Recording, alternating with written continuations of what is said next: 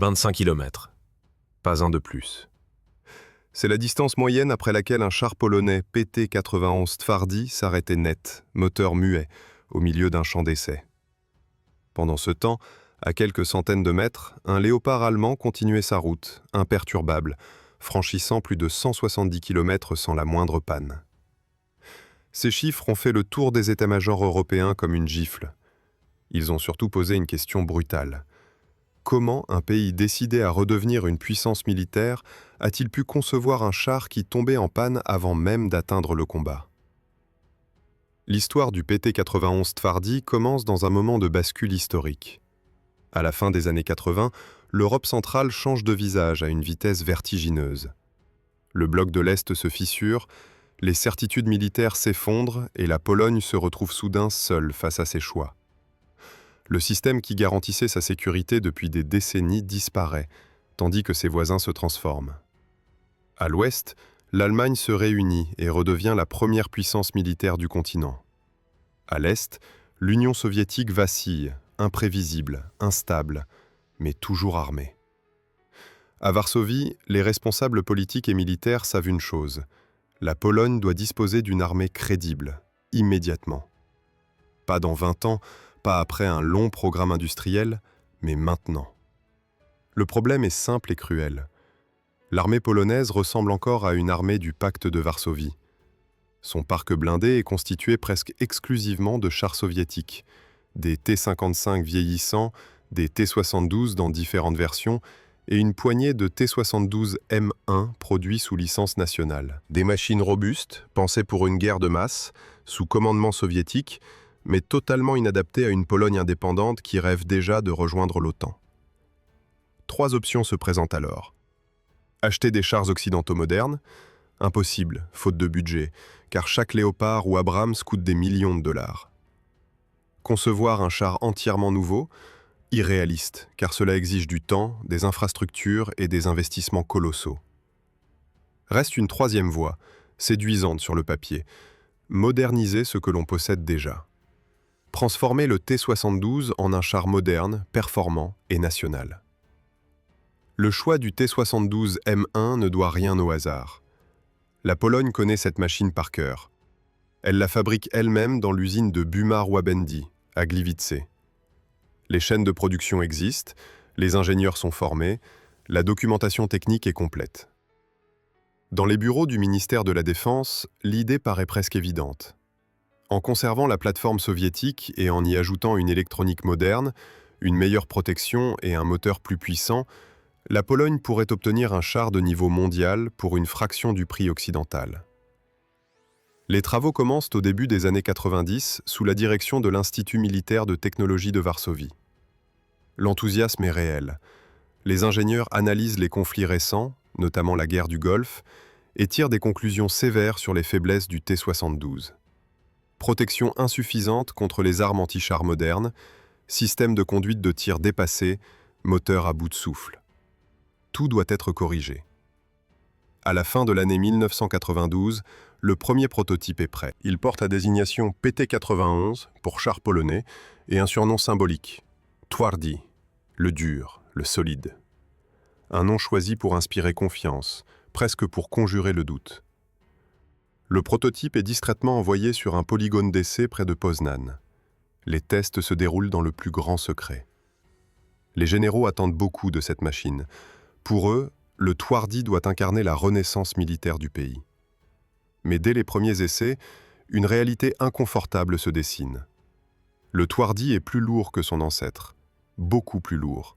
Chaque amélioration ajoute du poids. La protection renforcée, les systèmes électroniques, les équipements supplémentaires. Le char approche désormais les 45 tonnes. Le moteur d'origine du T-72, déjà sollicité à l'extrême, peine à suivre. Les ingénieurs décident alors de le moderniser en profondeur, convaincus qu'un peu plus de puissance résoudra le problème. Sur le papier, tout semble fonctionner. Le char roule, tire, manœuvre. Les rapports internes restent optimistes. Dans les discours officiels, le Twardy est présenté comme un succès, un char national, moderne, capable de tenir tête aux meilleures machines occidentales. Personne ne parle encore de pannes répétées, de moteurs capricieux ou d'électronique instable. À ce stade, l'espoir domine toujours la prudence. Lorsque la production en série est lancée au milieu des années 90, l'ambiance est presque euphorique. Les premiers chars sont livrés aux unités, sous l'œil des caméras et des journalistes. Pour la Pologne, le PT-91 Twardý n'est pas seulement un char. C'est un symbole politique, industriel et militaire. La preuve que le pays peut se tenir debout sans dépendre totalement de l'étranger. Ce que personne n'ose encore admettre, c'est que le Twardý n'a pas vraiment été conçu pour durer. Il a été conçu pour répondre vite, trop vite, à une urgence stratégique. Et très bientôt, sur les terrains d'entraînement, cette précipitation va se payer au prix fort. La deuxième phase du programme PT-91 s'est jouée loin des tribunes et des discours officiels, dans les bureaux d'ingénierie et les ateliers où chaque décision technique engageait l'avenir du char. Une fois la production lancée, il n'était plus question de simples ajustements. Il fallait prouver que le Twardý n'était pas seulement un symbole, mais une machine capable de survivre sur un champ de bataille moderne, face à des adversaires équipés de systèmes occidentaux de dernière génération. Les ingénieurs polonais avaient parfaitement identifié la principale faiblesse du T-72 d'origine, sa protection. Les chars soviétiques misaient sur le nombre et la simplicité, acceptant des pertes élevées en échange d'une production massive. Cette logique ne convenait pas à la Pologne. Chaque char devait compter, chaque équipage devait avoir une chance réelle de survivre. C'est dans cet esprit qu'est née la protection réactive Erava, présentée comme la pierre angulaire du nouveau char. Contrairement au bloc soviétique classique, espacé et imparfaitement aligné, le système Erava recouvrait le char de manière dense, presque continue. Les modules étaient disposés si près les uns des autres qu'ils donnaient l'impression d'une carapace. Près de 400 éléments explosifs couvraient la tourelle, le glacis et les flancs, transformant le Twardý en une masse anguleuse, bien plus impressionnante visuellement que le T-72 dont il était issu. Sur le papier, la promesse était ambitieuse. Résister aux charges creuses modernes, y compris certaines munitions tandem, et offrir une protection équivalente, voire supérieure, à celle des chars occidentaux de génération précédente. Mais la protection seule ne suffisait pas. Les concepteurs savaient qu'un char moderne devait éviter d'être touché autant que possible. C'est pourquoi le PT-91 reçut un système d'alerte laser baptisé Obra. Des capteurs placés autour de la tourelle détectaient toute élimination hostile. En théorie, le char pouvait réagir avant même que le tir ne soit effectué. Une alarme retentissait, la direction de la menace était identifiée et une salve de grenades fumigènes était déclenchée automatiquement.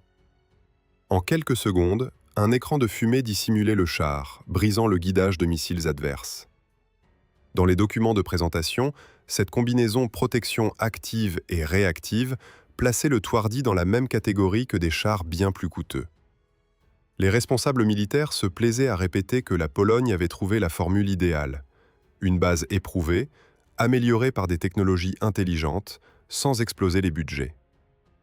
La modernisation de la conduite de tir allait dans le même sens. Le système Drawa remplaçait les équipements soviétiques obsolètes par un ensemble plus sophistiqué. Le tireur disposait désormais d'un télémètre laser, d'un viseur diurne précis et d'un dispositif de vision nocturne passif. Un calculateur balistique centralisait les données, prenant en compte la distance, la vitesse de la cible, les conditions atmosphériques et le type de munitions sélectionnées. En théorie, le char pouvait engager une cible en mouvement avec une précision acceptable, même en roulant sur terrain accidenté. Le commandant bénéficiait également d'outils nouveaux. Un système de diagnostic embarqué affichait l'état des principaux composants, promettant une meilleure anticipation des pannes et une maintenance plus efficace. Là encore, sur le papier, le PT-91 semblait avoir fait un bond technologique considérable par rapport à son prédécesseur. Restait la mobilité et la question cruciale du moteur. Le poids accru du char imposait une augmentation de la puissance. Les ingénieurs polonais décidèrent de modifier en profondeur le moteur d'origine, plutôt que de repartir de zéro. Le résultat fut un diesel de 850 chevaux, censé compenser l'embonpoint du char et lui permettre de conserver une vitesse respectable. Les chiffres annoncés étaient flatteurs. Une vitesse maximale comparable aux chars occidentaux et une autonomie suffisante pour de longues manœuvres. Cependant, cette accumulation d'améliorations cachait une fragilité structurelle. Chaque nouveau système ajoutait de la complexité. Chaque amélioration introduisait de nouveaux points de défaillance potentiels. Le PT-91 n'était plus un char simple et rustique. Il devenait une machine exigeante, sensible à la qualité du carburant, aux vibrations, aux variations de température et à la rigueur de l'entretien. Dans les unités, cette transformation n'est pas immédiatement perçue. Les premiers mois d'utilisation se déroulent sans incident majeur, du moins officiellement. Les équipages apprécient la meilleure visibilité, la protection renforcée et le sentiment de piloter un char plus moderne. Mais très vite, des signes inquiétants apparaissent. Les systèmes électroniques se montrent capricieux. Des alertes se déclenchent sans raison claire. Certains équipements nécessitent des réglages constants pour rester opérationnels. Le moteur, pièce maîtresse de la modernisation, se révèle particulièrement délicat. Il offre effectivement plus de puissance, mais au prix d'une fiabilité réduite. Les mécaniciens doivent intervenir de plus en plus souvent. Les procédures de maintenance s'allongent. Là où le T-72 pouvait être réparé rapidement avec des moyens limités, le Twardy exige du temps, des pièces spécifiques et un personnel mieux formé. À ce stade, le programme n'est pas encore remis en question. Les responsables industriels parlent de défauts de jeunesse, de problèmes normaux pour une machine moderne. Des équipes sont envoyées dans les unités pour former les équipages, affiner les réglages et améliorer les procédures. Officiellement, le PT-91 progresse, s'améliore, se rapproche de l'idéal promis au départ. En réalité, une fracture commence à se dessiner entre la vision des ingénieurs et l'expérience du terrain. Plus le char devient sophistiqué, plus il s'éloigne de la robustesse qui avait fait la réputation du T-72. Et cette contradiction, encore discrète, va bientôt éclater au grand jour, lorsque le Twardy sera confronté non plus à des essais internes, mais à une comparaison directe, impitoyable, avec un char occidental conçu dès l'origine selon une autre philosophie. Lorsque les PT-91 entrèrent pleinement en service opérationnel, l'écart entre les attentes et la réalité devint impossible à ignorer. Les exercices de routine, censés confirmer la montée en puissance des unités blindées polonaises, se transformèrent progressivement en épreuves de patience pour les équipages et les techniciens. Le char ne combattait encore personne, mais il luttait déjà contre lui-même. Les premières alertes ne prirent pas la forme de pannes spectaculaires. Elles furent insidieuses, répétitives, presque banales. Un voyant qui s'allumait sans raison apparente. Un calculateur qui nécessitait une réinitialisation après quelques heures de manœuvre. Un système de visée qui perdait son étalonnage après un franchissement brutal. Individuellement, chaque incident semblait mineur. Collectivement, il formait un tableau inquiétant. Dans les unités, les chefs de char commencèrent à modifier leurs habitudes. Les longues marches furent fractionnées. Les arrêts techniques devinrent plus fréquents. Les mécaniciens suivaient les colonnes de chars comme une ombre, conscients que chaque kilomètre supplémentaire augmentait le risque d'immobilisation. La promesse d'un char capable d'opérer longtemps et de manière autonome s'effritait lentement, exercice après exercice. Le moteur, cœur de la modernisation, concentrait une grande partie des frustrations. Sa puissance supplémentaire était réelle, mais elle s'accompagnait d'une sensibilité extrême. Le carburant devait être d'une qualité irréprochable. La moindre impureté se traduisait par une perte de performance, voire un arrêt brutal. Les filtres s'encrassaient plus vite que prévu. Les températures internes grimpaient dangereusement lors des manœuvres prolongées. Dans certains cas, les équipages étaient contraints d'interrompre un exercice simplement pour éviter des dommages irréversibles. À ces difficultés mécaniques s'ajoutait la complexité croissante de l'électronique embarquée. Le système Drawa, vanté comme un saut technologique, exigeait une maintenance méticuleuse. Les techniciens formés à l'entretien de matériel plus ancien se retrouvaient face à des procédures nouvelles, longues et parfois mal documentées. La moindre intervention nécessitait des outils spécifiques et une précision inhabituelle pour une armée habituée à la rusticité des chars d'origine soviétique. Le chargeur automatique, élément hérité de la plateforme de base, se montrait lui aussi imprévisible.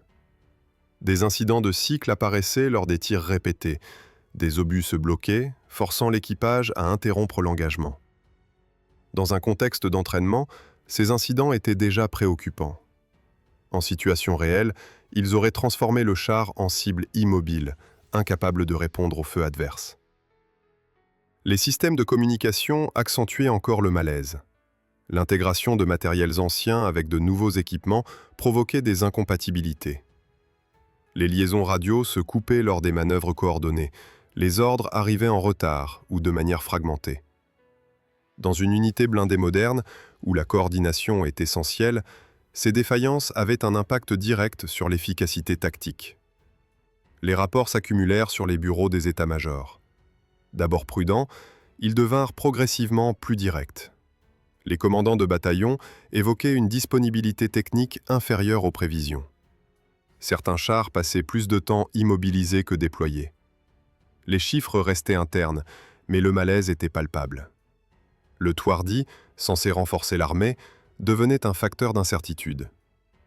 Face à ces critiques, l'industrie tenta de reprendre la main. Des équipes techniques furent envoyées sur le terrain, des sessions de formation supplémentaires furent organisées. Des manuels révisés circulèrent dans les unités. Officiellement, il s'agissait d'optimiser l'exploitation d'un système moderne. Officieusement, il s'agissait de contenir une crise naissante. Malgré ces efforts, la tendance ne s'inversa pas. Plus les équipages gagnaient en expérience, plus ils identifiaient les limites de leur machine. La confiance, élément clé dans l'utilisation d'un char de combat, s'érodait. Certains chefs de char adoptaient une conduite prudente, évitant les sollicitations excessives du moteur. D'autres préféraient limiter l'usage de certains systèmes, jugés trop instables. Un char moderne ne devrait pas imposer de tels compromis à ses équipages. Au sein de l'armée, une comparaison tacite commença à émerger. Les officiers observaient avec attention les performances des chars occidentaux lors d'exercices conjoints à l'étranger. Les récits de machines capables de parcourir de longues distances sans incident contrastaient brutalement avec l'expérience nationale. Le PT-91 n'était plus jugé uniquement sur ses caractéristiques techniques, mais sur sa capacité à remplir sa mission sans faillir. C'est dans ce climat tendu qu'apparut une opportunité inattendue. Des discussions s'ouvrirent avec un partenaire européen disposant de chars excédentaires. Une proposition qui, sur le papier, semblait presque irréelle. Mettre à disposition de la Pologne des chars occidentaux éprouvés, immédiatement disponibles, à des conditions avantageuses. Pour la première fois, le Tuardi risquait d'être confronté à un rival direct, non pas dans des brochures ou des rapports théoriques, mais sur le terrain. L'état-major comprit rapidement l'enjeu. Une comparaison honnête permettrait de trancher définitivement les débats. Si le PT-91 tenait ses promesses, il sortirait renforcé. Dans le cas contraire, le verdict serait sans appel. La décision fut prise d'organiser des essais comparatifs dans des conditions identiques, sans traitement de faveur, sans ajustement discret. À partir de ce moment, le destin du Tuardi ne dépendait plus des discours ni des intentions. Il allait être jugé uniquement sur ses performances, kilomètre après kilomètre, panne après panne, face à une machine conçue selon une autre logique industrielle et militaire. Le site choisi pour les essais comparatifs n'avait rien d'un théâtre symbolique.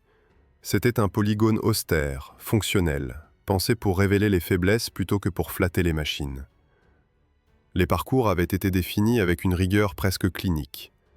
Même distance, même charge, mêmes conditions, mêmes équipages expérimentés. Aucun ajustement discret, aucune indulgence.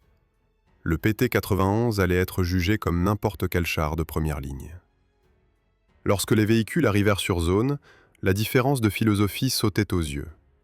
Le char allemand paraissait massif, presque sobre, conçu pour durer et encaisser sans protester. Le Tuardi, lui, affichait une silhouette plus anguleuse, hérissée de modules de protection, chargée de systèmes censés compenser son origine plus ancienne. Deux visions du combat blindé se faisaient face, sans discours, sans mise en scène. Les premiers kilomètres se déroulèrent sans incident majeur. Les deux chars avancèrent sur les pistes prévues, franchissant fossés, pentes et zones boueuses. À ce stade, rien ne distinguait réellement les performances visibles. Les observateurs notaient la manœuvrabilité correcte du PT-91, sa capacité à suivre le rythme imposé. Les rapports intermédiaires restaient prudents. L'épreuve n'en était qu'à son début. La situation changea progressivement à mesure que la distance augmentait. Les contraintes s'accumulaient. Le terrain sollicitait en continu les suspensions, la transmission, le groupe motopropulseur. C'est là que les premiers signes apparurent. Une perte de puissance, légère mais persistante, des paramètres moteurs qui sortaient des plages normales. Rien de spectaculaire, mais suffisamment pour forcer un arrêt préventif. Les mécaniciens intervinrent rapidement. Capot ouvert, outils sortis, procédure suivie avec méthode. Le char redémarra, mais l'élan initial était brisé. Chaque kilomètre supplémentaire devenait une source d'appréhension. Les observateurs notaient scrupuleusement les temps d'arrêt, les causes, les conséquences. Pendant ce temps, l'autre char poursuivait son parcours sans interruption notable. Les kilomètres s'enchaînaient. Les contrôles de routine confirmaient un fonctionnement stable. Aucun système critique ne nécessitait d'intervention immédiate. La comparaison devenait de plus en plus difficile à ignorer. Au fil de la journée, les arrêts du PT-91 se multiplièrent. Tantôt liés au moteur, tantôt à des anomalies électroniques, tantôt à des dysfonctionnements secondaires qui, cumulés, immobilisaient la machine. Chaque incident n'était pas catastrophique pris isolément. Ensemble, ils dessinaient une tendance préoccupante. Le char semblait incapable de soutenir un effort prolongé sans assistance constante. Les responsables du programme observaient la scène en silence. Il n'y avait plus de place pour les justifications théoriques. Les chiffres parlaient d'eux-mêmes. La distance parcourue entre deux arrêts restait faible. Les délais de remise en état s'allongeaient. Les équipages commençaient à anticiper la panne avant même qu'elle ne survienne, réduisant volontairement le rythme pour préserver la mécanique.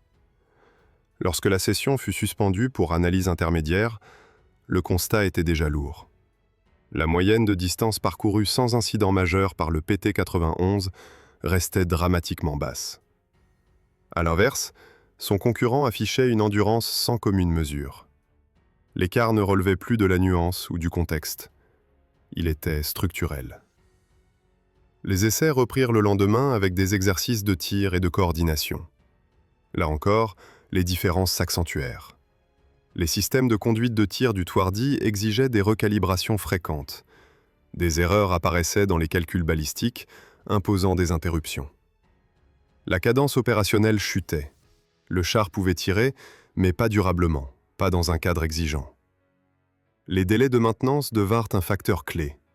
Chaque intervention sur le PT-91 immobilisait la machine pendant de longues heures. Les techniciens devaient diagnostiquer, démonter, ajuster. Les procédures s'empilaient. À l'inverse, les opérations équivalentes sur le char allemand se résumaient souvent à des contrôles rapides, suivis d'un retour immédiat en ligne. À la fin de la campagne d'essai, les chiffres furent compilés sans commentaires superflus. La distance moyenne entre deux pannes pour le PT-91 était inférieure à ce qui était attendu pour un char moderne de première ligne. Le temps nécessaire pour rétablir un niveau opérationnel acceptable dépassait largement les normes admises. La comparaison ne laissait aucune marge d'interprétation. Le rapport final fut classifié, mais son contenu se diffusa rapidement dans les cercles militaires. Les équipages n'étaient pas surpris, les techniciens non plus.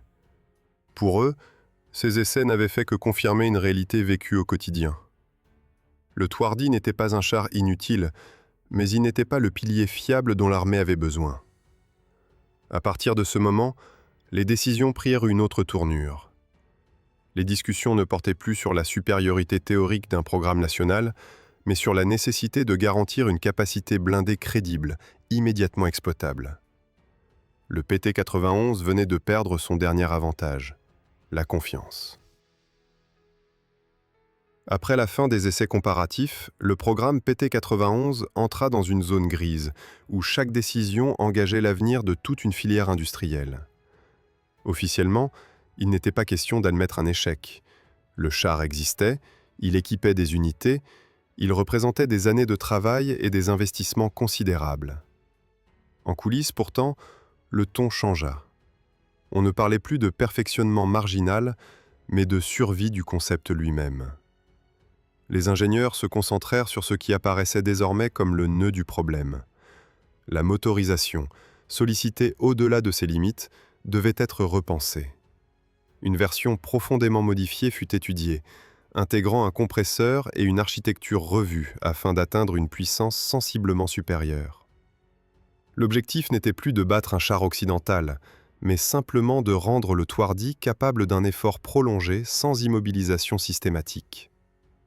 Les premiers essais de cette nouvelle configuration furent encourageants, mais ils arrivaient tard, dans un contexte politique et stratégique déjà transformé. En parallèle, les systèmes électroniques les plus fragiles furent partiellement simplifiés. Certains équipements jugés trop instables furent remplacés par des solutions plus robustes, parfois moins ambitieuses technologiquement, mais plus tolérantes aux conditions réelles d'utilisation. Cette évolution marquait un tournant discret. Le programme, initialement pensé comme un saut vers la modernité, revenait à une logique plus pragmatique, presque défensive. Ces améliorations donnèrent naissance à une version modernisée, destinée à prolonger la durée de vie des chars déjà en service. Elle ne changeait pas radicalement la nature de la machine, mais en corrigeait certaines faiblesses les plus visibles. Pour l'industrie, il s'agissait d'un dernier effort pour préserver la crédibilité du projet. Pour l'armée, c'était une solution transitoire, en attendant des choix plus structurants. C'est à ce moment qu'apparut une opportunité inattendue à l'exportation. Un pays d'Asie du Sud-Est cherchait un char de combat principal à un coût raisonnable, capable d'opérer dans un climat difficile sans viser le sommet technologique occidental. Le PT-91 correspondait à ce profil. Les négociations aboutirent à un contrat qui permit à la Pologne de livrer des chars adaptés à des conditions tropicales, avec des ajustements spécifiques pour la chaleur et l'humidité. Pour l'industrie polonaise, cette commande représenta une bouffée d'oxygène. Elle prouvait que le char n'était pas invendable, qu'il pouvait trouver sa place sur un marché précis. Les livraisons furent menées sans incident majeur, et les utilisateurs étrangers exprimèrent une satisfaction mesurée, liée à leurs attentes plus modestes et à un cadre d'emploi différent. À l'international, le Twardy trouva ainsi une forme de reconnaissance tardive, loin des ambitions initiales. Sur le territoire national, en revanche, la trajectoire était désormais claire. Les priorités de défense évoluaient rapidement. L'intégration dans les structures occidentales imposait une interopérabilité immédiate, des standards communs et une fiabilité éprouvée. Les chars occidentaux prirent progressivement une place centrale dans les unités de première ligne.